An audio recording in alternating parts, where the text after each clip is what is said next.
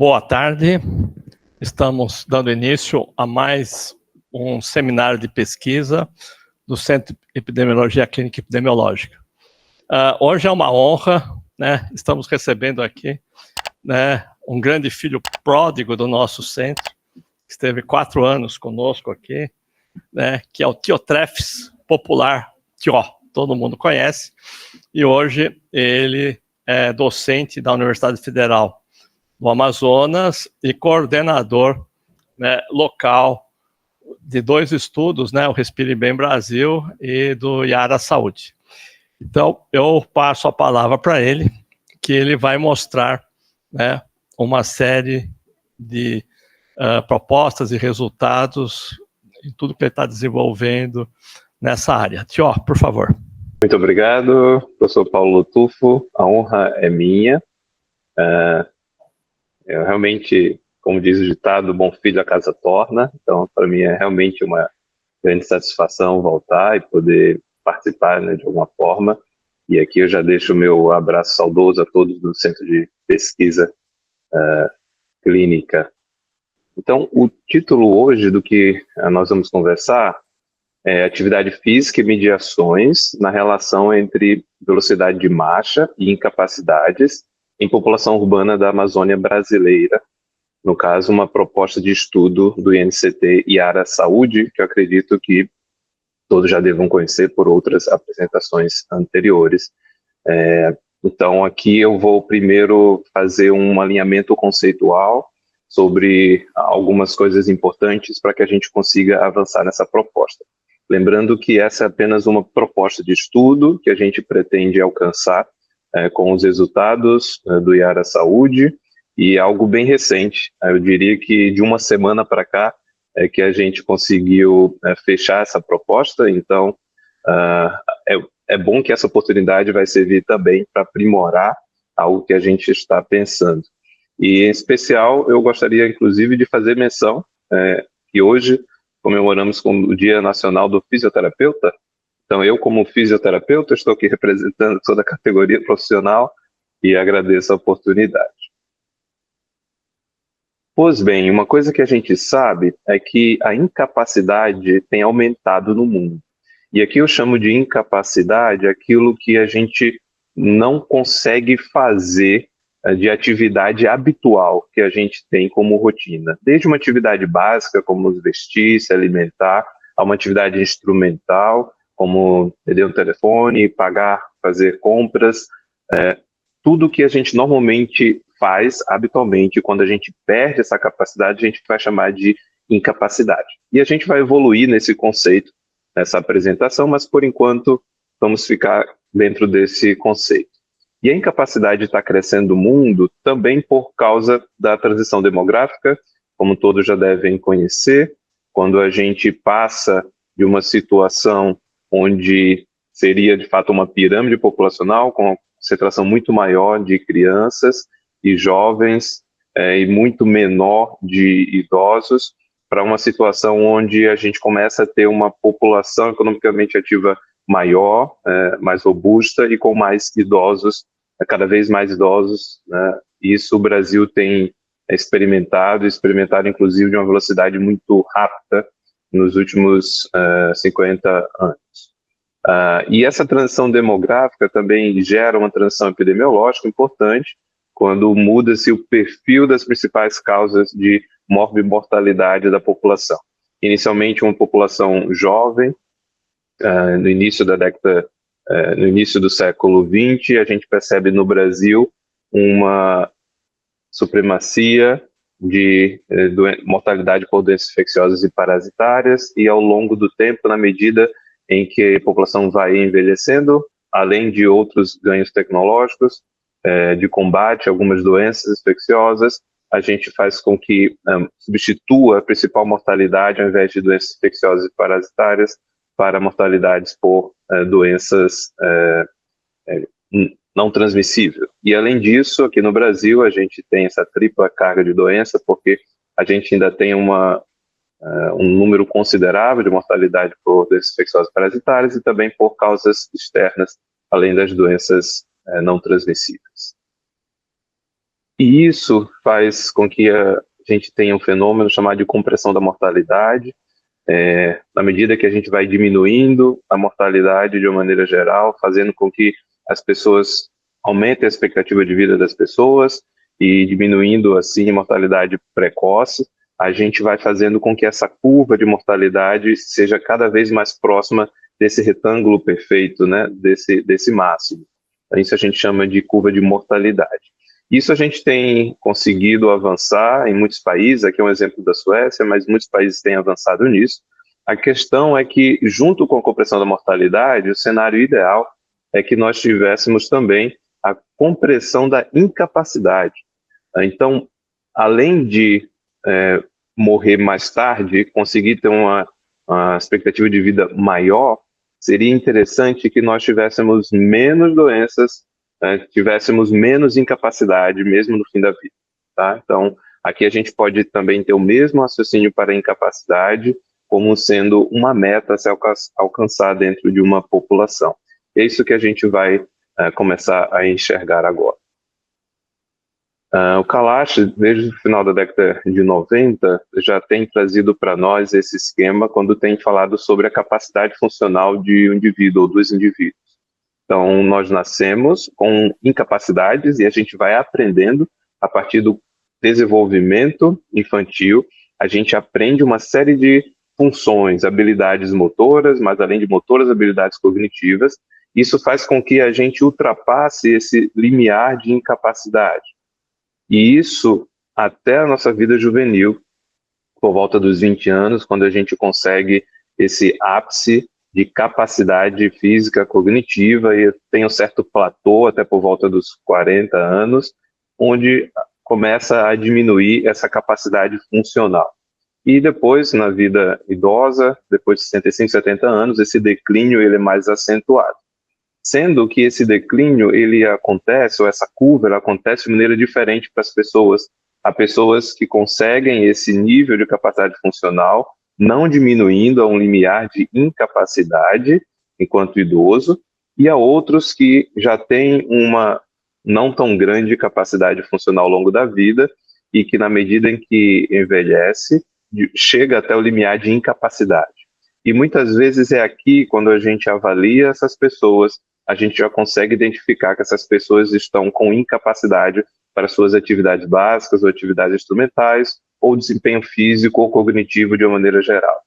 Mas o interessante é que essa diferença que a gente vê é uma diferença que a gente vai dizer que é por conta da variação individual, tá? Da variabilidade individual. Mas existe também uma possibilidade de aumento dessa capacidade funcional à medida em que há intervenções, à medida que há um envelhecimento ativo, e aqui a atividade física tem um papel fundamental nesse processo de envelhecimento saudável, ativo, melhora da reserva funcional e melhora da capacidade funcional, e essa exposição à atividade física ao longo da vida, mas também, sobretudo, aqui enquanto na vida idoso, principalmente quando aumenta a massa muscular, porque diminui alguns processos que geram fragilidade, tá? Como a sarcopenia. Pois bem, nós temos esse estudo, que é o estudo global de carga de doença, e esse estudo é um estudo amplo que acompanha os níveis, alguns níveis de saúde da população, desde 1990, e ele utiliza basicamente 3 indicadores compostos. O DALY, que é composto pela soma do YLD e YLL. O que é que significa isso? Esse YLL vai ser os anos que as pessoas perdem em relação a uma expectativa de vida ideal. Então, tem-se essa expectativa de vida ideal, e quando as pessoas morrem precocemente em relação a essa expectativa de vida, e aqui por sexo a gente faz essa variação, a gente vai contar como sendo anos perdidos, e a gente consegue fazer essa contagem em relação a uma população inteira. Então, quantos anos de vida foram perdidos por causa da mortalidade precoce? E o outro indicador é o YLD, que são os anos vividos com incapacidade, ou seja, por mais que a pessoa até chegue a viver aquilo que é esperado, se essa pessoa teve alguma condição de saúde que gerou alguma incapacidade, alguma deficiência, a gente pode contabilizar como anos vividos com essa deficiência, com essa incapacidade nessa conta. De forma que a gente consegue ter esse indicador composto, que é a soma desse Y/D, que são os anos vividos com essa incapacidade, mais os anos perdidos por causa da mortalidade. E principalmente em relação ao que a gente está trabalhando aqui, que é a incapacidade, vai nos importar mais o YLD, que são os anos vividos com incapacidade. E esse YLD, ele leva em consideração a prevalência de várias doenças, ou injúrias, ou condições de saúde que acometem uma população, sendo que cada doença, cada condição de saúde tem um peso de incapacidade, uma vez que as condições de saúde geram incapacidades diferentes. Então, uma incapacidade gerada por uma doença como uma gripe forte, ou até mesmo uma COVID, é diferente de um peso de um AVC que a pessoa teve com sequela importante, inclusive que a impediu de andar. Então, a gente tem pesos diferentes de incapacidade para condições diferentes. Então, esse grupo de estudo, ele definiu, do Murray, eles definiram esses pesos, onde nós aplicamos esses pesos a prevalências encontradas dessas doenças que geram incapacidade, e a partir daqui a gente consegue estimar quais seriam esses anos vividos com incapacidade que essa população tem vivido, tá, anualmente. E esse estudo, especialmente, ele analisou a tendência, a tendência das necessidades para reabilitação. Então, aqui é entendido que toda vez que eu tenho algumas doenças específicas que geram necessidade para reabilitação, ou seja, gera incapacidade, isso gera também necessidade para reabilitação. Então, a gente precisa monitorar. E aqui, apesar de ser necessidade para reabilitação, em termos de oferta, está se entendendo mais como sendo a necessidade de saúde, não necessariamente a oferta de reabilitação, mas sim quais as necessidades que essa reabilitação precisa suprir. Isso foi feito, o último estudo foi feito com os dados até 2019. E nesses dados nós encontramos, primeiro, uma prova de que de fato a incapacidade tem aumentado no mundo. Aqui em 1990, quando a gente vê a prevalência em milhões, em homens e mulheres, e essa prevalência dessas doenças, dessas condições que geram incapacidade, elas aumentaram, e juntamente com a prevalência, a gente vê aqui embaixo o YLD, os anos vividos com incapacidade, que também eles aumentaram. Claro que isso aqui é uma estimativa, e as estimativas do YLD elas são, inclusive, com uma menor precisão, né? Mas a gente consegue perceber que ao longo desses anos tem aumentado essas incapacidades, tem aumentado os anos que as pessoas vivem com incapacidade. E quanto mais idoso, né, maior essa prevalência de incapacidade no mundo, sobretudo entre as mulheres. Um outro resultado importante é quando eles dividiram essas incapacidades por grupos, agrupamentos de condições de saúde, de caos que causaram, a gente consegue ver que o principal grupo é o de desordens musculoesqueléticas, que geram anos vividos com incapacidade. É claro que a gente tem prejuízos sensoriais aqui, como importantes, que são auditivos e visuais, né? Deficiência auditiva e visual. A gente tem também desordens neurológicas, que são também importantes, isso independente do lugar do mundo, né? Aqui por áreas geográficas. Mas uma coisa a gente sabe que, independente da área geográfica, as desordens musculoesqueléticas são aquelas mais importantes que geram maior nível de capacidade ou de anos vividos com incapacidade. Sabendo disso, aqui, com o meu grupo, a gente desenvolveu, aproveitando os mesmos dados do Global Burden of Disease, a gente fez as necessidades de reabilitação para o Brasil.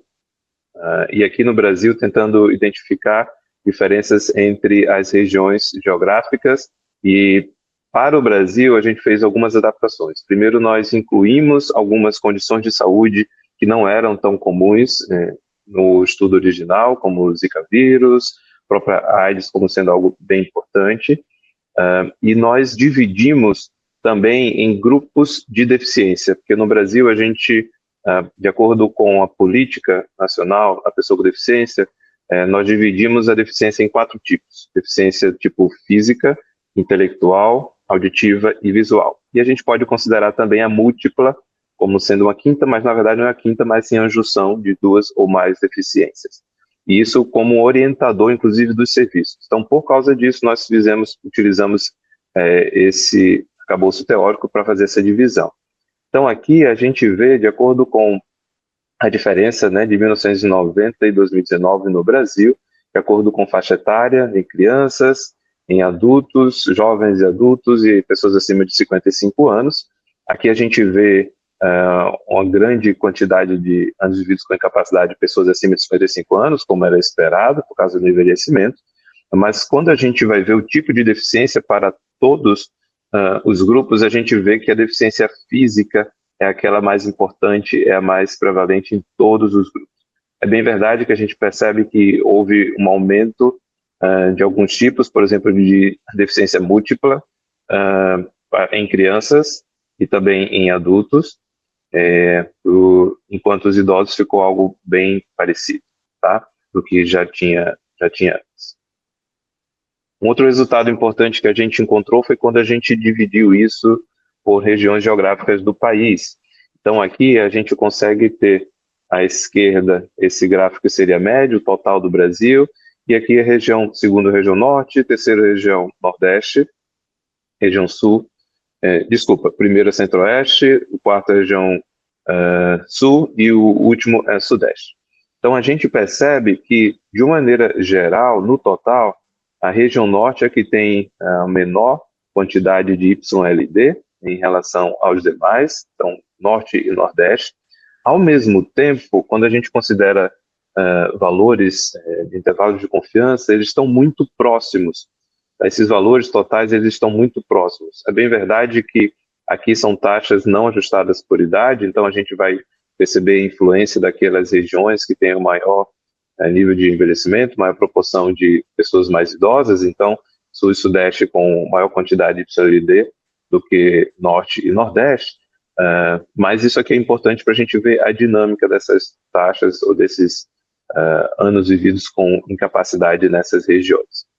E aqui traz um alerta para nós, porque inicialmente a gente esperava que essas diferenças de incapacidade nas regiões fossem até maiores do que as que nós encontramos. Tá? E por que isso nos assusta quando a gente olha para a região norte? Porque a região norte do país é uma região talvez das mais difíceis de lidar com o fenômeno da incapacidade ou da deficiência por causa das suas dificuldades regionais, dos seus desafios que a própria Amazônia nos impõe. Então nós fizemos tem um estudo chamado Rede Sim Brasil, qual eu fiz parte, e nós fizemos uma avaliação da implantação da rede de cuidados à pessoa com deficiência no SUS, e quando nós pegamos então o exemplo de 8 estados de todas as regiões do país, mas apenas 8 estados, como sendo um estudo de casos múltiplos, e nós fizemos uma escala a partir do que nós tínhamos de base teórica, e a partir dessa escala nós vimos o nível de implantação da rede de cuidado, conforme a portaria que consolidou essa rede de cuidado lá em 2012. Então, quando nós fizemos isso aconteceu em 2019, 2020, esse estudo, nós encontramos, aqui está pequeno, mas nós encontramos que de todos os estados analisados, o Amazonas, que era o único estado da região norte, foi o que apresentou o pior grau de implantação dessa rede de cuidado à pessoa com deficiência. E aqui a gente não está analisando necessariamente o cuidado ofertado, mas sim o quanto que se conseguiu implantar aquilo que estava preconizado pela rede de cuidados, ok? Então, quando a gente percebe os passos, na verdade eram 4 etapas, e cada etapa dessa haviam vários passos a serem feitos, a própria organização do sistema para dar conta dessa implantação, o Amazonas tinha mais dificuldade de implantar essa rede de cuidado em relação aos outros estados que ficaram em média, acima de 60% de implantação, enquanto o Amazonas menos de 40% de implantação dessa rede. Poderia E aqui a gente pode pensar de um outro aspecto. Aqui é a rede de cuidado da pessoa com deficiência, e outro aspecto é em relação à quantidade de serviços especializados dessa rede de cuidado da pessoa com deficiência aqui no Brasil. Então, nós fizemos também uma análise espaço-temporal dos serviços especializados da rede de cuidado da pessoa com deficiência. A professora Kátia Ribeiro que coordenou esse estudo, Rede Sim Brasil, e nós identificamos que a região norte é uma das piores em quantidade de serviços especializados para a rede de cuidado da pessoa com deficiência. E aqui entenda serviços especializados como o CER, Centro Especializado de Reabilitação, que pode ser 2, 3 ou 4. A gente analisou também CELS, de especialidades odontológicas, e também oficinas ortopédicas, que eram os serviços especializados que preconizavam para essa rede. Quando a gente também vai avaliar, quando a gente avalia o cuidado em si, e eu não trouxe aqui, mas eu lembrei, teve um outro mestrado de uma ex-aluna minha, onde a gente avaliou a qualidade de acesso dessas pessoas com deficiência aqui no Amazonas, e aqui nós entrevistamos tanto pessoas da área urbana, quanto municípios que tinham também uma oferta de área rural, e a visão dos gestores, sobretudo, era uma visão muito desanimadora, uma vez que eles não conseguiam ver possibilidade de acesso a pessoas com deficiência que estavam na área rural, porque são dois ambientes muito diferentes na Amazônia. Uma coisa é o ambiente urbano da Amazônia, principalmente em cidades grandes. Outra coisa, o ambiente urbano em cidades menores, onde a gente já tem uma redução importante de serviços de saúde, e a gente tem a área rural, que são as comunidades ribeirinhas, ou populações indígenas, ou outras populações vulneráveis, que essas sim são muito mais carentes de qualquer serviço de saúde.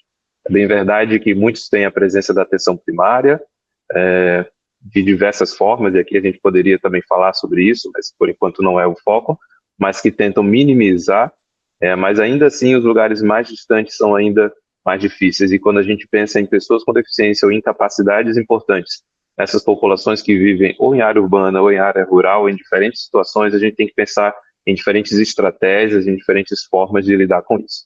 Uma coisa é fato, a incapacidade tem aumentado no Brasil, tem aumentado também na região norte, e é uma região com tantos desafios que faz com que a gente fique, de fato, atento para saber ou tentar descobrir quais as formas de conseguir superar esses desafios e poder, de fato, ofertar um acesso a serviço de saúde a essas pessoas.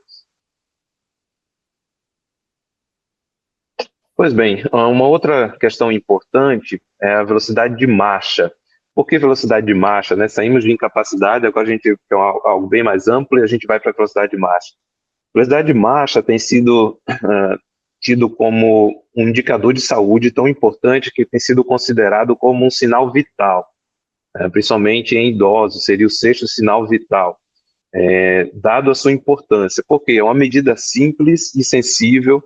Você pode fazer um teste de velocidade de marcha em um espaço de 4 metros, que é algo que é o mínimo que a gente consegue trabalhar, e a partir daí existem alguns valores, pontos de corte, de acordo com idade, de acordo com sexo, MC, que faz com que a gente consiga entender que a velocidade de marcha lenta pode prever tanto incapacidade física, quanto declínio cognitivo, quanto risco de quedas, institucionalização e até mortalidade em idosos. Então, tem sido um teste clínico cada vez mais imprescindível dentro da gerontologia e até mesmo antes, para a gente conseguir prever ou predizer esses desfechos de saúde.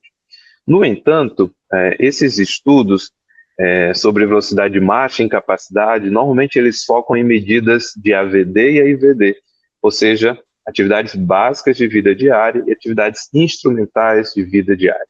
E são testes já bem conhecidos para saber sobre essas atividades que se fazem no dia a dia. Ao mesmo tempo, são testes que não abordam a incapacidade de uma maneira biopsicossocial, tá? Aqui, a incapacidade de uma maneira muito específica para algumas atividades, mais voltado para a capacidade, para a função de cada indivíduo para executar aquela função, e não necessariamente a incapacidade de uma maneira mais ampla. E eu falo incapacidade de uma maneira mais ampla porque a gente entende que houve uma evolução conceitual de incapacidade. Bem verdade que na OMS primeira classificação internacional foi de doenças, né? E aqui a gente já tem mais de 100 anos, inclusive esse de 11 teria que atualizar, mas que entende que a partir das doenças é que vem todos os outros desfechos. Então, a incapacidade aqui no modelo biomédico, ela vai ser entendida como uma consequência, como um atributo de uma pessoa que tem uma doença, tá? E aqui é no modelo muito mais antigo biomédico. E há outros modelos, como, por exemplo, o modelo social de saúde, que vai entender que a incapacidade é um problema socialmente adquirido. Que se não houvesse uma validação, uma legitimização social sobre o que de fato é considerado incapacidade, aquilo não seria incapacidade, né? No entanto, nós entendemos que nem é só o modelo biomédico e nem só o social. Por isso que até o OMS traz o conceito, né, seu conceito de saúde, o conceito biopsicossocial de saúde, e que a gente também foi entendendo que para o conceito de incapacidade, a gente tem que unir tanto a questão do impacto da doença, que a gente não pode tirar, mas também a gente tem que entender o impacto dessa incapacidade dentro de um contexto social. Ter incapacidade ou ter uma deficiência em uma área urbana é muito diferente de ter uma deficiência na área rural. Ter uma deficiência, digamos, uma deficiência física que me impede de andar, então eu seria cadeirante na cidade de Manaus, é muito diferente do que na cidade de São Paulo, do que em Sydney, do que em outros lugares onde tem muito mais condições ambientais que favoreçam esse deslocamento. Então a gente entende que o social, o ambiental é importante na conceituação e na determinação do que de fato é incapacidade para essa pessoa. E nessa busca de um conceito que seja mais próximo daquilo que a gente considere como biopsicossocial, nós temos a CIF, que é a Classificação Internacional de Funcionalidade, Incapacidade e Saúde, que vem desde 2001.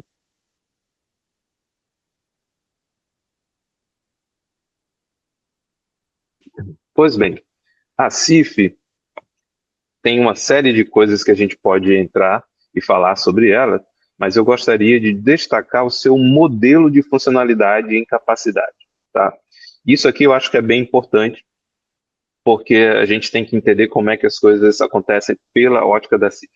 Então, a CIF entende que um estado de saúde, uma condição de saúde pode gerar um distúrbio, alguma doença, e essa doença vai gerar uma série de consequências na função e na estrutura do corpo, e quando existe algum problema, vai chamar aqui de deficiência de função, de estrutura, pode afetar as atividades que a pessoa faz no dia a dia, e quando acontece isso a gente chama de limitação de atividades, e que pode afetar também a participação, ou seja, tudo que a pessoa consegue fazer em um ambiente social, em um contexto comunitário. E quando acontece isso, a pessoa tem uma restrição de participação. E tudo isso pode se retroalimentar, ou seja, uma deficiência de função e estrutura pode gerar limitação de atividade, que pode gerar restrição de participação, que também pode gerar uma maior deficiência de função e estrutura. E junto a isso, nós temos fatores contextuais, que são os fatores ambientais, que também estão nesse modelo, que interferem totalmente, não só as atividades, a participação, mas toda a expressão da funcionalidade e capacidade da pessoa, bem como os fatores pessoais, que também interferem em como vai ser a expressão dessa incapacidade. Então, na CIF, nós entendemos que quando tudo isso está funcionando de uma maneira adequada, ou sem nenhum tipo de prejuízo, a gente vai chamar isso de funcionalidade. Então, funcionalidade são todos os aspectos positivos desse modelo. E a gente chama de incapacidade todos os aspectos negativos desse modelo. Então, toda deficiência de função e estrutura, limitação de atividade, restrição de participação, tudo isso vai ser considerado incapacidade. Então, percebam que aqui na CIF, quando a gente fala de incapacidade, ela é muito mais do que simplesmente restringir a uma deficiência específica, deficiência física ou deficiência visual, auditiva, porque isso está muito mais ligado à função ou à estrutura do corpo. Quando a gente está falando de incapacidade, a gente está falando muito mais do que a dificuldade de uma pessoa executar suas atividades do dia a dia, ou capacidade da pessoa executar atividades de cunho social ou comunitário. Aqui, incapacidade vai ser todos os aspectos negativos desse modelo, tanto a deficiência de função e estrutura, quanto limitação de atividades, quanto restrição de participação, isso levando em consideração fatores ambientais e pessoais.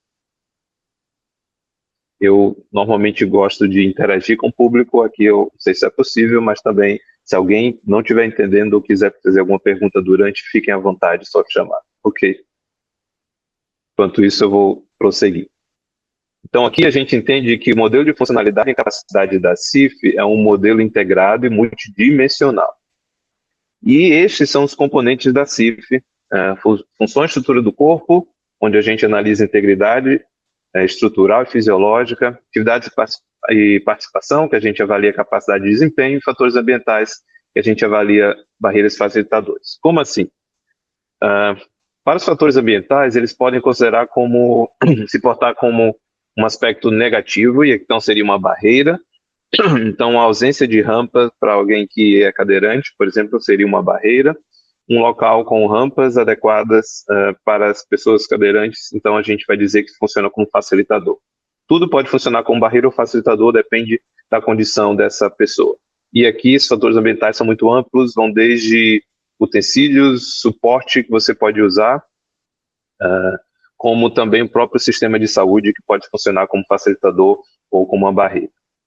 Mas aqui eu quero destacar as atividades de participação. Nessas atividades de participação, a gente tem dois conceitos que eu entendo que são muito importantes, que é a diferença entre capacidade e desempenho.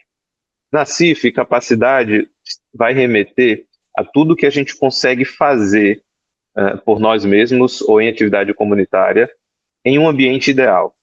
Então, seria uma avaliação do que a pessoa consegue fazer em um cenário ideal, em um ambiente ideal. Normalmente a gente faz isso em clínicas. As pessoas chegam até as clínicas e elas são avaliadas naquele lugar que é considerado ideal. Então eu vou avaliar a marcha da pessoa de acordo com aquele cenário ideal. Eu vou avaliar qualquer tipo de capacidade de função dessa pessoa fazer em um cenário ideal. Por exemplo, sem nenhum tipo de distração, com temperatura adequada, com piso adequado, calçado adequado, com suporte, enfim, que seria um ambiente ideal. E desempenho é o que a pessoa consegue fazer no seu dia a dia, em um ambiente usual, em um ambiente comum. Ora, a gente costuma dizer na fisioterapia que quando a gente vai avaliar uma pessoa e avalia essa pessoa na clínica em relação à sua marcha, em relação à sua capacidade de andar, na clínica, a gente vai encontrar o cenário ideal para essa pessoa. Então, a gente vai ter o que é que essa pessoa, qual a sua capacidade máxima de marcha. Mas quando ela sai da clínica, no dia a dia, ela tem que, inclusive, se deslocar da clínica até para pegar um transporte, e o piso já tem as suas barreiras, né? A pessoa vai ter uma outra forma de andar. E aqui a gente vai dizer que é o desempenho. É o que a pessoa vai fazer no dia a dia. E muitas vezes a gente usa como sinônimo de incapacidade a falta de capacidade nesse cenário ideal. E muitas vezes a VDs, a IVDs, ou seja, as atividades básicas e instrumentais, elas são vistas em um cenário ideal. E não leva em consideração necessariamente o desempenho dessas pessoas. Porque o desempenho das pessoas vai ser diferente da capacidade se os fatores ambientais são diferentes. Uma vez que capacidade é um ambiente ideal e o desempenho é o real, quando o real é diferente, é muito diferente daquilo que seria o ideal, a pessoa vai ter um desempenho abaixo. Ao mesmo tempo, se a pessoa tiver um ambiente extremamente favorável, melhor do que aquele que foi avaliado, a pessoa pode ter um desempenho muito melhor do que a sua capacidade. Por exemplo, o uso de uma prótese muito moderna que vai facilitar e ajudar essa pessoa a ter um desempenho melhor do que a sua capacidade de deambular, mesmo com uma muleta, por exemplo, ou outro tipo de órtese que o ajudaria. Então, a gente pode ter diferença de desempenho e capacidade de acordo com os fatores ambientais. E aqui que eu estou chamando a atenção, porque a nossa proposta é justamente pensar sobre esses aspectos. Então, dentro do IARAS, especialmente, a gente tinha que buscar questionários ou formas de avaliar que não fossem simplesmente atividades básicas de área ou atividades instrumentais, outras atividades pela atividade em si, mas a gente precisava ter esse olhar da CIF, dessa classificação internacional de funcionalidade e incapacidade. E para isso nós tínhamos basicamente 2 questionários para escolher. Um primeiro, que é o RUDAS.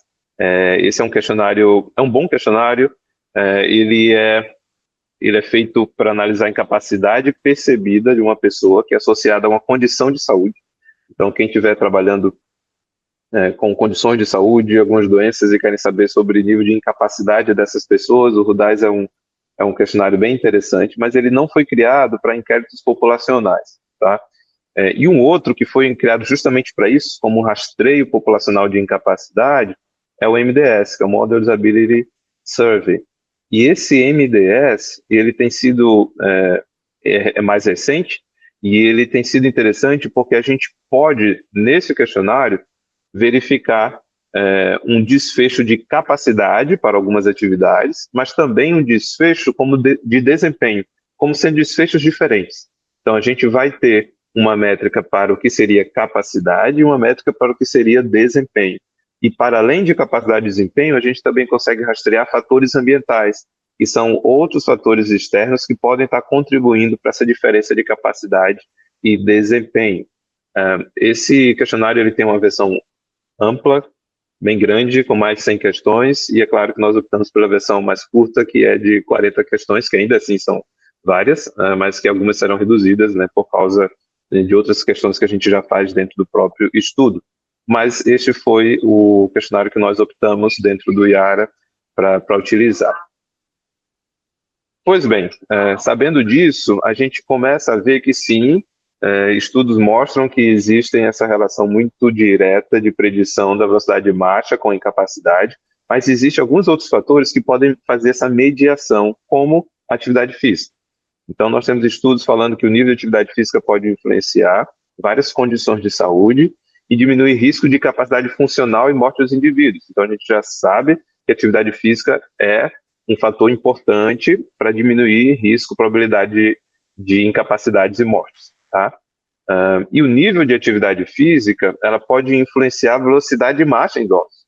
Ou seja, uma vez que eu tenho um nível de atividade física maior, eu tenho um fator que vai diminuir, digamos assim, a lentidão da velocidade de marcha, né? Quanto mais nível de atividade física, menor tem repercussão na velocidade de marcha. Ora, se eu tenho uma atividade física que está influenciando em capacidade funcional e morte, e eu tenho atividade física influenciando a velocidade de marcha em idosos, e eu sei que a velocidade de marcha, ela pode ser uma preditora de incapacidade, uma das perguntas que a gente pode fazer é como é a mediação, qual é o papel da atividade física quanto mediação. E isso teve um estudo recente do ano passado, que tem um estudo longitudinal da China, e eles fizeram esse estudo. E eles identificaram que para o desfecho de mortalidade, a atividade física ela substitui a variável velocidade de marcha no modelo de predição. Aqui, esse primeiro, a gente consegue ver que quando coloca atividade física nesse modelo, ela substitui a velocidade de marcha como sendo preditora de mortalidade.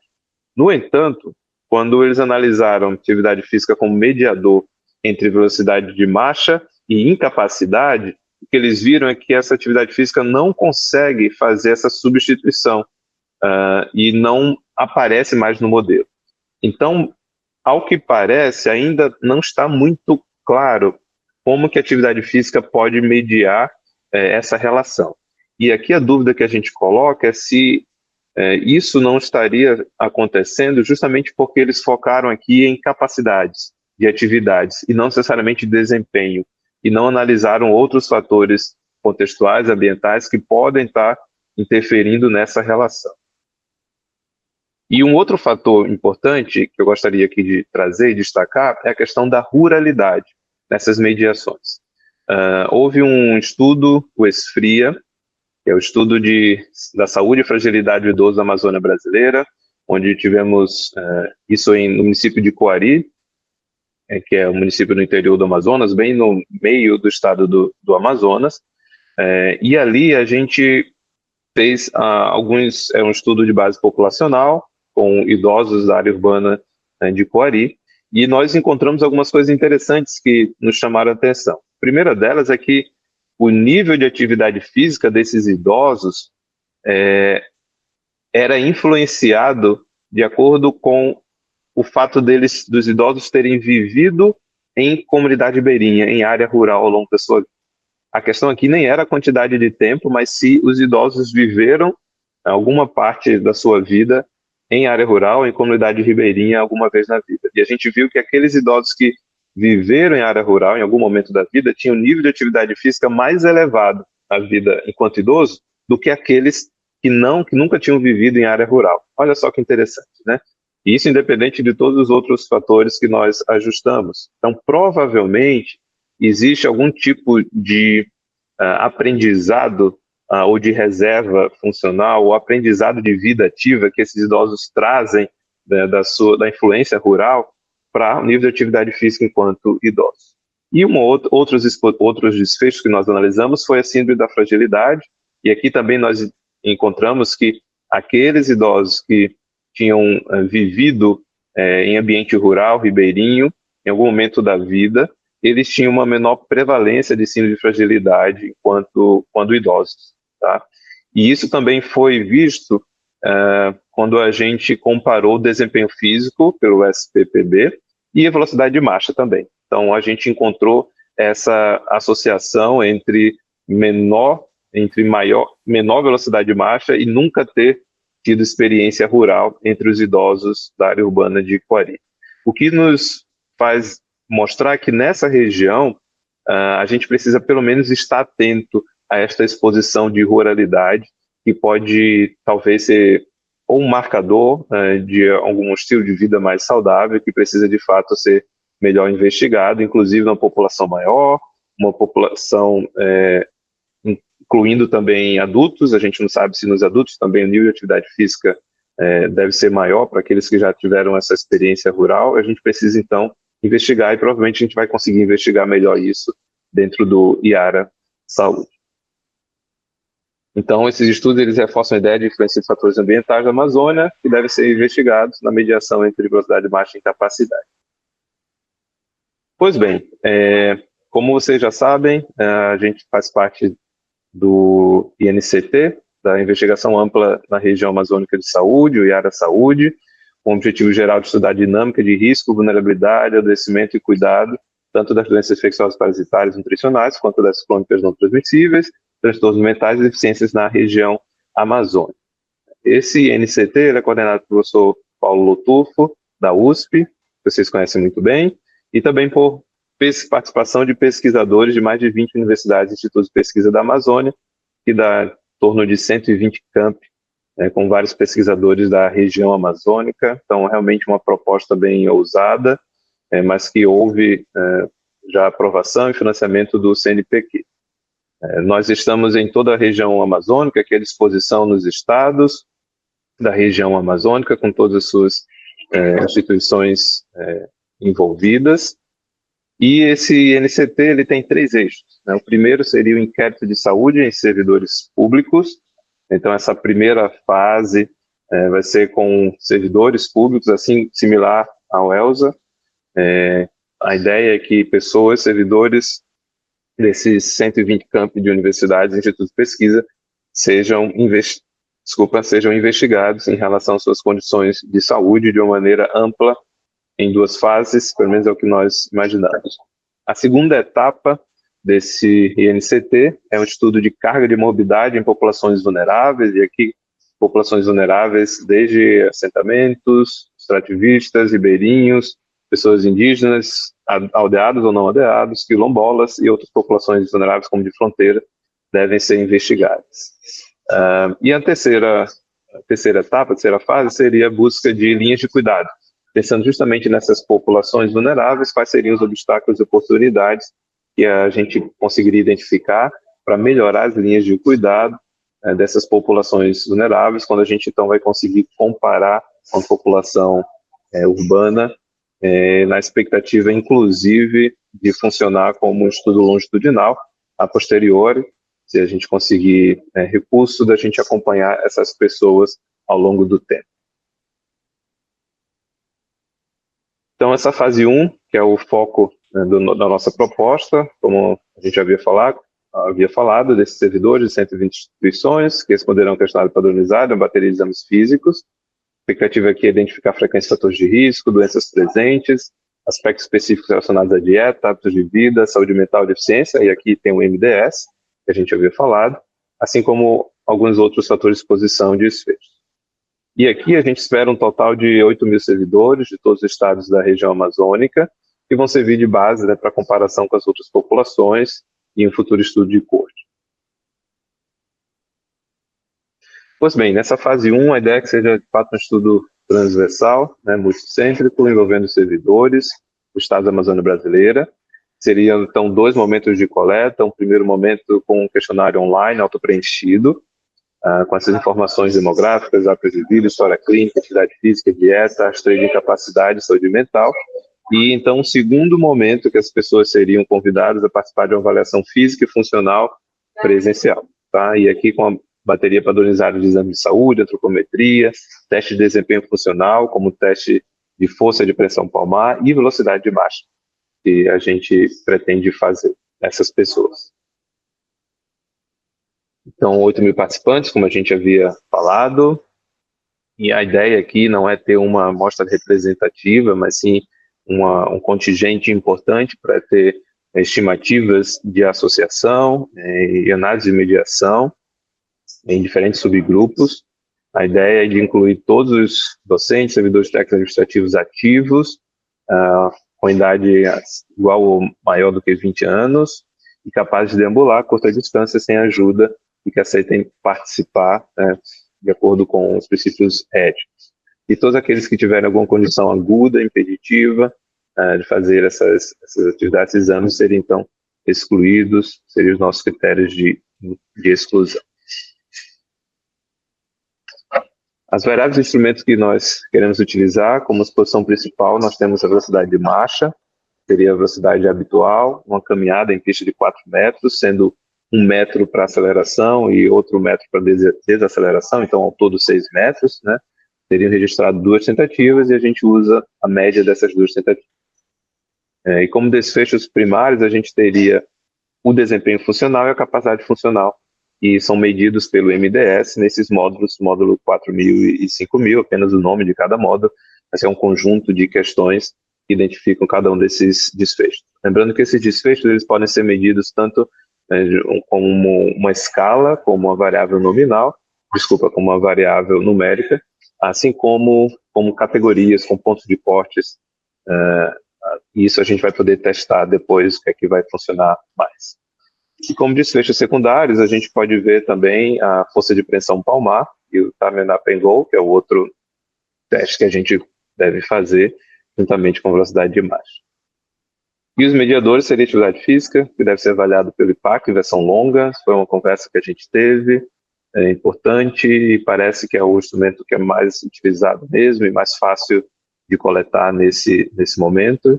E aqui a gente tem as categorias, né, de atividade, nível de atividade física, com os domínios de trabalho, deslocamento, tarefas domésticas e lazer. E também a exposição à moradia rural ao longo da vida. Então, nós temos perguntas específicas do questionário para saber se a pessoa, em algum momento da vida, morou em uma área rural e por quanto tempo essa pessoa morou. E nós temos alguns fatores ambientais como covariáveis. Então, nós temos fatores ambientais do próprio MDS, como barreira física, social, acesso à saúde e outras variáveis também pessoais, como idade, sexo, raça, cor, escolaridade, que a gente vai também, pode adicionar nesse modelo para tentar identificar essa mediação. E aqui, a nossa estratégia estatística será modelo de associação primária, para saber se de fato existe essa associação entre velocidade de marcha e desfechos, capacidade funcional e desempenho pelo MDS, a gente acredita que sim. A expectativa é que a gente faça um modelo hierarquizado, com blocos de entrada, mas pelo que a literatura traz, deve haver essa associação, mas de qualquer forma a gente deve buscar essas associações de maneira primária, e uma vez acontecendo isso, a gente usaria então uma análise de mediação via equações estruturais, quando a ideia seria estimar os efeitos diretos e indiretos da velocidade de marcha sobre o desempenho e capacidade funcional, de acordo via esses mediadores, atividade física, exposição rural e alguns outros que a gente tem. Então, seria mais ou menos esse o modelo, de uma maneira muito simples. Então, perceber aqui o quanto que existe de associação entre velocidade de marcha e capacidade de desempenho, quanto que isso é mediado pela atividade física ou pela exposição rural, lembrando de outros fatores ambientais e pessoais, que eu esqueci de colocar, mas que também devem estar aqui nesse modelo, que devem ser testados. Então, nossa hipótese é que a exposição à moradia rural e a prática de atividade física, eles estão positivamente associadas com a velocidade de marcha, mediando sua relação com o desempenho e não necessariamente com a capacidade funcional, quando então consideramos os fatores ambientais da Amazônia urbana. Então a gente entende que A expectativa é que a gente encontre essa associação maior com o desempenho do que com a capacidade funcional.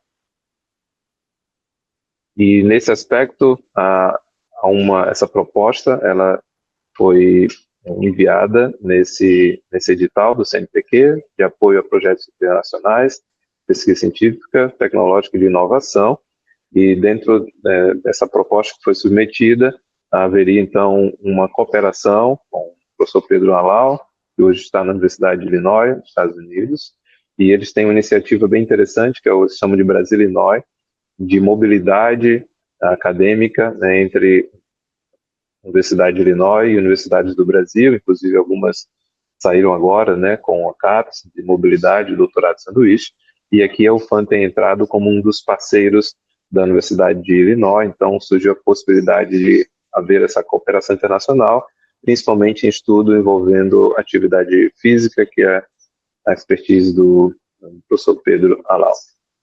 Aqui seria um cronograma, uma vez que a gente teria no primeiro ano para trabalhar os dados, toda a coleta da primeira fase do IARA, e o segundo ano para desenvolver, então, essas análises em cooperação, como falado anteriormente. A gente espera ter uma produção científica e teses vinculadas a este e outros temas que serão possíveis explorar.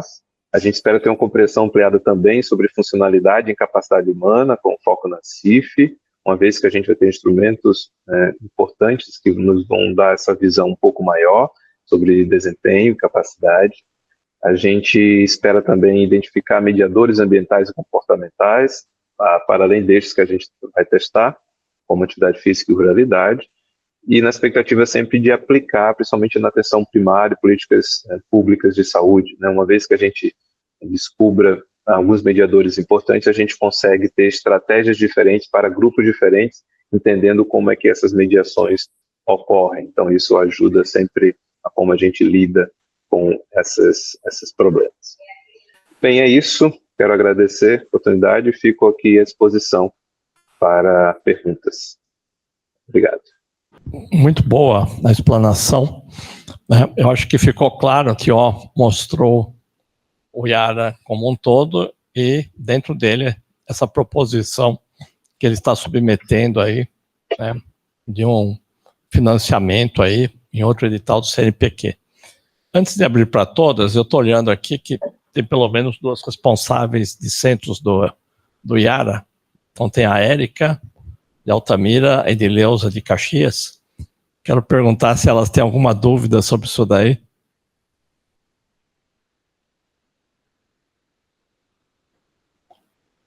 Érica e Edileuza. Acho que nenhuma dúvida, só parabenizar mesmo. Foi muito boa a apresentação, muito legal. Bem, professor, eu também acho que a apresentação do Tió, ela deixou as coisas até um pouco mais claras quando a gente vê o geral, né, da proposta. E, claro, eu até tirei aqui alguns prints e mandei para o pessoal do Comitê de Ética, viu, Tió? Para a gente ter algumas ideias mais claras. Eu só agradeço a oportunidade, professor Paulo. Tá bom. Se tiver mais alguém do IARA, pode se manifestar, mas a palavra está em aberto. Tio, o Itamar está aqui, ele pode até, toda vez que alguém se coloca para estudar moderação e mediação, né, eu sempre fico meio de cabelo em pé, né, porque realmente, fora que, do ponto de vista, né, léxico é terrível, né? Mod, med, né? As pessoas se confundem muito. Você está se sentindo à vontade em entrar nesse terreno? Essa é uma pergunta bem importante. Eu estou me sentindo à vontade em entrar. Eu não sei como que vai ser a saída. Eu acho que a expectativa é justamente explorar, professor, sendo muito sincero. É de fato explorar, ver caminhos, ver se de fato vale a pena. Até porque existe uma limitação importante aqui, que a gente vai estar com dados transversais, né, de estudo transversal. Então, a gente não consegue ter uma mediação, de fato, de predição apenas de associação, então isso gera uma certa limitação importante, mas eu acho que vai ajudar a gente, professor, principalmente em tentar buscar modelos que possam explicar melhor as incapacidades. Uma vez que a incapacidade é um fenômeno muito complexo, uma vez que a gente vai colocando algumas outras variáveis, né, nesse modelo, a gente começa a entender melhor como é que existem essas relações, né, dessa incapacidade. Então, acho que isso, pelo menos, faz o pano de fundo para, em um futuro estudo longitudinal, a gente, de fato, ter testes mais precisos em relação à mediação. Oi, Tio. É Itamar, tudo bem? Oi, Itamar. Parabéns pela aula, parabéns pelo projeto. Deixa eu te perguntar uma coisa, por acaso você está pensando também em incluir, eu não sei se já está até previsto no projeto principal, mas avaliação de qualidade de vida, tipo EQ5D, não? Ou alguma medida, escala de dor, alguma escala que eu acho que talvez seja, principalmente aí para comparabilidade, e para você conseguir até expandir para outros contextos, seriam duas escalas bastante usadas e que poderiam integrar. E são escalas relativamente simples, né? Eu não sei se a que você está propondo já inclui também alguma medida de qualidade de vida e de intensidade da dor, intensidade e frequência. Sim, na verdade, sobre dores, sim, isso está no MDS em relação a rastreio de dores, não de intensidade. Isso, de repente, pode ser uma coisa que a gente vê. A questão de dor é que ela pode ser muito inespecífica, né? Então, não sei se a gente vai conseguir ter um rastreio muito importante sobre dor, porque a gente teria que fazer uma bateria de perguntas e avaliações sobre a origem dessa dor, a intensidade, como que ela faz, mas a gente pode discutir sobre isso. O de qualidade de vida, não, a gente não colocou, a gente pensou, só que a gente está com um problema que eu acho que é comum a vários estudos, que é a quantidade de instrumentos, né, de perguntas que a gente faz no questionário, e isso pode reduzir a nossa capacidade de resposta, inclusive, né? Então, inicialmente nós pensamos, mas depois a gente acabou não colocando, justamente pela quantidade de perguntas e instrumentos que nós tínhamos. Mas eu já vou deixar anotado aqui, porque de fato pode ser algo a ser considerado, nem que seja em um segundo momento ou numa amostra menor, para a gente ter também a avaliação desses fatores. Talvez uma escala visual analógica de dor que, tudo bem, eu concordo com você, vai ser inespecífico, mas talvez um marcador importante, né? Uma via final comum de várias coisas e que é muito rápido, né, de responder, então talvez custo-benefício vale a pena. Mas aí para a gente maturar. Perfeito. Oi, Tio, tudo bem? Aqui é a Débora. Parabéns, a apresentação ótima. Eu fiquei super curiosa para saber, principalmente a segunda fase, que vai ser com a população ribeirinha, né? Mas sobre essa primeira fase, eu queria saber se vocês vão associar algum exame de imagem para ver a qualidade da fibra muscular, né? Como o trabalho que a Adriana fez com tomografias, para ver se tem lipossubstituição do músculo. Fiquei curiosa para saber isso. Oi, Débora, obrigado. A proposta original não, assim, a gente não consegue dar conta de fazer esses exames de imagem. Ao mesmo tempo, a gente está tentando... houve essa proposta, o professor Losufo pode me falar melhor que eu, mas de tentar fazer algum tipo de associação dessas pessoas que fazem parte, principalmente da área urbana, com dados de saúde, ou de imagem, ou de outro serviço de saúde, sendo tanto em hospitais universitários, como a própria rede de saúde, de repente fazer o link, né, com o que a gente tem. Não sei o quanto que a gente vai conseguir fazer isso, mas a gente não consegue, quando fase 1, propor, né, fazer esses exames de imagem, ou outros mais complexos, até pelo recurso, né, que a gente tem aprovado, né, que não seria suficiente. E, inicialmente, eles não têm a tomografia para algum outro, por exemplo, para ver o CAC, não fizeram, né? Não, não. Não. Porque aí já daria para aproveitar, né? É um Elsa mais pobre. O Yara é um Elsa pobre. Mas para o futuro. Sim. Eu diria que enxuto. Enxuto. Mais algum questionamento da nossa seleta plateia? Se não houver, então, agradeço ao Tió. Tió, ainda bem que eu estava acertando com a Érica e com você. A Érica fez a semana passada, você essa, né? Porque se fosse a semana passada, talvez você não conseguisse participar, né? Meio abatido, né? Pelo que se passou no domingo, né? Então, tá bom. Tió. Melhor não falar sobre isso. Melhor não falar sobre isso. Bom, então eu agradeço a todos, né? Tió, veja que a Érica está mostrando aí, olha só. Pois é, né? Conversa, Érica. Que coisa. Tá bom, gente. Então, muito obrigado, né? E voltaremos, então, na próxima segunda-feira, que vai ser um tema um pouco diferente. Nós vamos estar um pouco na botânica. Vocês vão gostar muito dessa apresentação. Então, até segunda. Obrigado, gente. Então, boa tarde a todos.